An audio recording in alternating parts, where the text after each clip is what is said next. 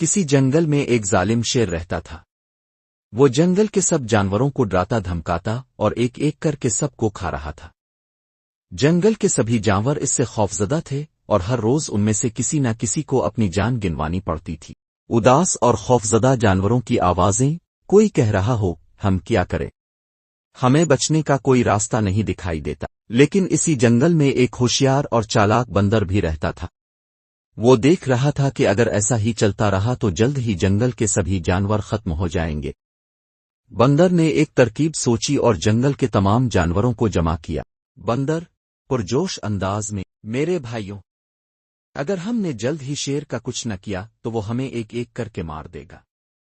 ہمیں کچھ ایسا کرنا ہوگا کہ شیر خود اپنے جال میں پھنس جائے۔ جانوروں کی سرگوشیاں، کوئی کہہ رہا ہو مگر ہم شیر کا مقابلہ کیسے کریں؟ بندر نے مسکرا کر کہا، ہم میں سے تو کوئی شیر کو مار نہیں سکتا، لیکن ایک شیر دوسرے شیر کو ضرور مار سکتا ہے۔ جانور حیران ہو کر، مگر دوسرا شیر کہاں ہے؟ بندر نے سب کو خاموش کروایا اور کہا، بس تم سب صبح تک انتظار کرو، کل اسی جگہ ملاقات ہوگی۔ لیکن کچھ ڈرپوک جانور یہ خبر لے کر شیر کے پاس پہنچ گئے۔ ڈرپوک جانور گھبرائے ہوئے، اے جنگل کے بادشاہ، بندر تمہیں مروانے کے لیے ایک اور شیر کو لے کر آ رہا ہے جو صبح تمہیں مار ڈالے گا۔ شیر زور سے ہنسا اور غرا، ہاں ہاں، میں شیر ہوں، کوئی اور شیر مجھے کیسے مار سکتا ہے؟ کل میں خود بندر کو ختم کر دوں گا۔ دوسرے دن سورج نکلتا ہے، جنگل میں خاموشی چھائی ہے۔ شیر غروتا ہوا اس جگہ پہنچا جہاں بندر نے منصوبہ بنایا تھا۔ اچانک شیر کو ایک اور شیر نظر آیا جو تھوڑے فاصلے پر بیٹھا تھا۔ شیر غروتا ہوا، یہ کون ہے؟ میرے جنگل میں دوسرا شیر، میں ابھی اسے ختم کر دوں گا۔ اور شیر غصے میں دوڑ، لیکن جیسے ہی وہ قریب پہنچا اچانک وہ ایک گہری کھائی میں جا گرا۔ کھائی میں پہلے سے نوکدار لکڑیاں رکھی گئی تھیں جو کسی خنجر کی طرح شیر کے جسم میں پیوست ہو گئیں۔ ایک زوردار دھاڑ کے ساتھ وہیں شیر کی موت ہو گئی۔ جانور حیرت سے چلا اٹھتے ہیں، یہ کیا ہوا؟